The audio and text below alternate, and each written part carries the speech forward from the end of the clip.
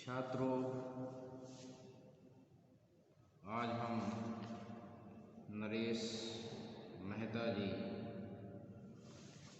को लेकर प्रस्तुत हुए हैं। उनकी कविता को लेकर प्रस्तुत हुए हैं। इससे पूर्व हमने भवानी प्रसाद मिश्र की कविताओं की चर्चा की थी। आज हम नरेश मेहता जी की कविता की चर्चा करेंगे। कविता की चर्चा करने से पूर्व नरेश मेहता जी के विषय में थोड़ा सा जान लेना परम आवश्यक है। नरेश मेहता जी का जन्म 15 फरवरी 1922 को शाजापुर मालवा में हुआ था। इनका परिवार अत्यंत समृद्ध परिवार था। आपने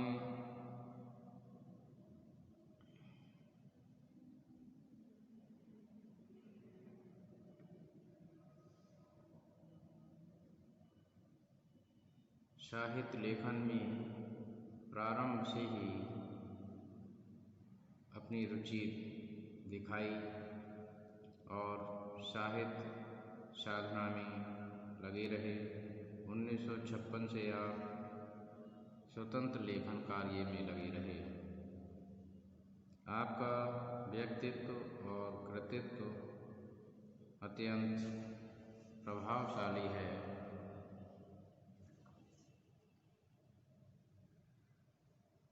मेहता जी का व्यक्तित्व और कृतित्व अनेक प्रभावों से प्रभावित है।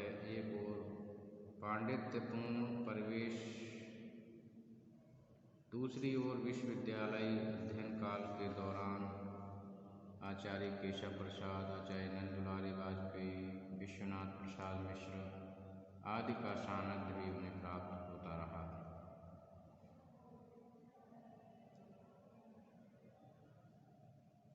आपने ट्रेड यूनियन, साप्ताहिक और कृति मासिक का सफलतापूर्वक संपादन भी किया।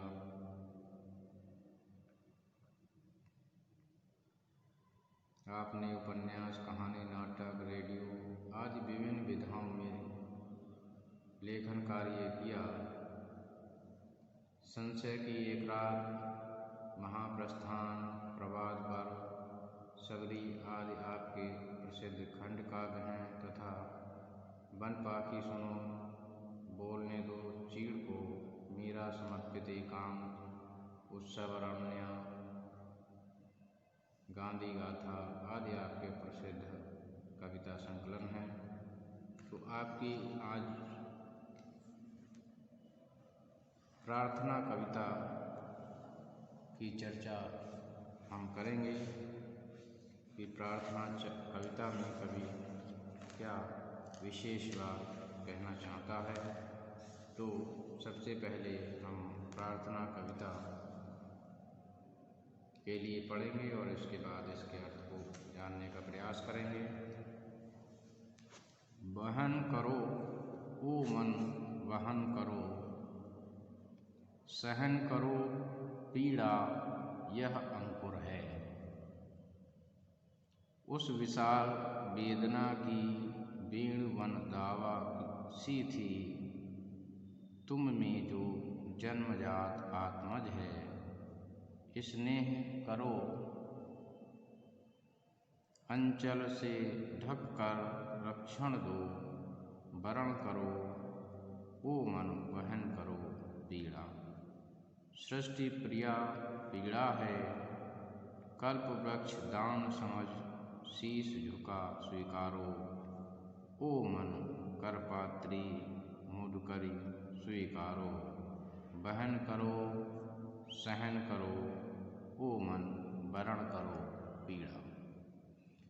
तो इस कविता में नरेश मेहता जी पीड़ा के विषय में लिखते हैं और वे यह मानते हैं कि पीड़ा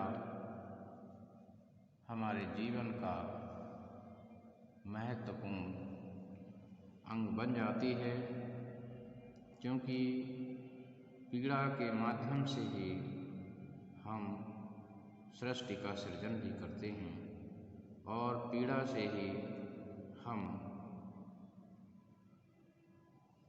लोगों को समझ पाते हैं। जब तक व्यक्ति के मन में पीड़ा का भाव उत्पन्न नहीं होगा, तब तक वह जीवन के समग्र रूप को समझने में सफल नहीं हो सकता है। इसीलिए कवि जीवन के मूल में पीड़ा के भाव को व्यक्त करता है कि बहन करो ओ मन बहन करो। अपने मन को संबोधित करते हुए कवि कहता है कि बहन करो ओ मन बहन करो, सहन करो पीड़ा यह अंकुर है। अर्थात इस पीड़ा को हे मेरे मन तुम्हें सहन करना ही होगा, क्योंकि यह जो पीड़ा है यह एक अंकुर है। जिस प्रकार से कोई पेड़ होता है तो वह पेड़ एकदम नहीं बन जाता है, वह पेड़ बनने से पूर्व पौधा होता है और पौधा होने से पूर्व वह जमीन में उसके बीज से उसमें अंकुरण निकलते हैं, नवकोपल निकलती हैं। तो उसी प्रकार से यह जो पीड़ा है यह विशाल वेदना की अंकुर है। उसके लिए तुम स्वीकार करो और उसके लिए तुम बहन करो। उस विशाल वेदना की वेणुवन दावासी, वेणुवन दावासी, दावा कहते हैं जंगल में लगने वाली आग के लिए जो एकदम फैल जाती है हर तरफ चारों तरफ। तुम में जो जन्मजात आत्मज है, आत्मज कहते हैं पुत्र के लिए जन्मजात आत्मज है, अर्थात वह निरंतर अपने उस प्रभाव को आगे बढ़ाती रहती है। आत्मज जो पुत्र के लिए कहा जाता है। स्नेह करो अंचल से ढक कर रक्षण दो, वरण करो ओ मन बहन करो पीड़ा। कि उस पीड़ा को आप बहन करने की आदत डालो, उसको सहन करने की आदत डालो, क्योंकि यह पीड़ा ही है जो हमें संवेदनशील बनाती है और दूसरे लोगों के प्रति भी हमें समझने के लिए एक दृष्टिकोण प्रदान करती है। जिनके मन में पीड़ा है वही दूसरे लोगों की पीड़ा को, दुख दर्द को समझ सकते हैं और एक मानवतावादी दृष्टिकोण को अपना सकते हैं। ओ मन बहन करो पीड़ा, सृष्टि प्रिया पीड़ा है। कल्प वृक्ष दान समझ शीश, कल्प वृक्ष दान समझ शीश झुका स्वीकारो। ओ मनकर पात्री मधुकरी स्वीकारो, बहन करो सहन करो ओ मन वरण करो पीड़ा। कि ओ मन बहन करो पीड़ा, सृष्टि प्रिया पीड़ा है। देखिए कवि कहता है कि सृष्टि प्रिया पीड़ा है, अर्थात इस सृष्टि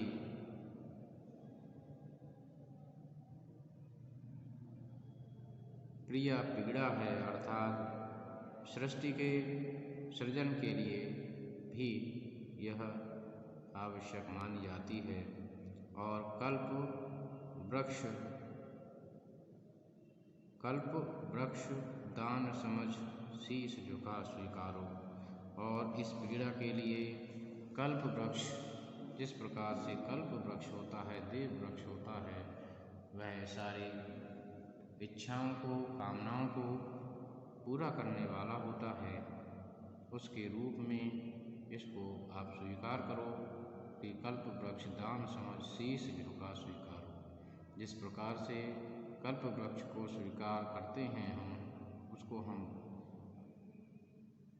अमूल्य मानते हैं, उसी प्रकार से यह जो पीड़ा है यह भी अमूल्य है।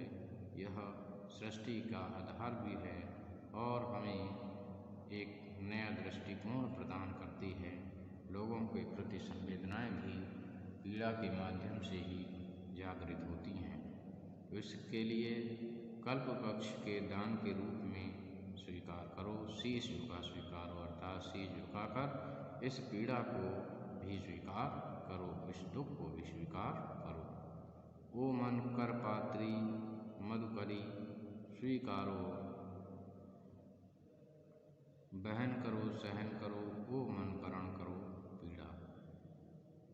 ओ मन कर पात्री मधुकरी स्वीकारो, बहन करो सहन करो, ओ मन वरण करो पीड़ा। कि हे मन, तुम इस पीड़ा को मधुकरी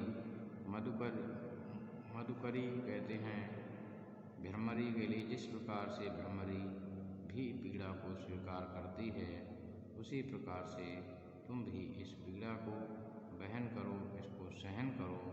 ओ मन वरण करो पीड़ा, अर्थात पीड़ा का वरण करो, उसको आप स्वीकारो, क्योंकि ये हमारी नियति है। और यह पीड़ा जन्मजात होती है और जो जन्मजात आत्मज है, स्नेह करो अंचल से ढक रक्षण दो वरण करो, अर्थात उस पीड़ा के लिए सहन करो और वहन करो, क्योंकि वही पीड़ा हमें दूसरे लोगों के प्रति भी संवेदनशील बनाती है। इसलिए यह हमारे लिए अत्यंत ही महत्वपूर्ण भी मानी जाती है। यद्यपि उससे दुख उत्पन्न होता है, लेकिन कहीं न कहीं वह हमारे लिए आवश्यक भी बताई गई है। तो इसमें पीड़ा के महत्व को बताया गया है कि पीड़ा को हमें त्यागना नहीं चाहिए, बल्कि उसे हमें स्वीकार करना चाहिए, और वही पीड़ा हमें नई शक्ति देती है आगे बढ़ने के लिए। तो मैं समझता हूँ कि छात्रों, आपने इसको भी समझा होगा। धन्यवाद।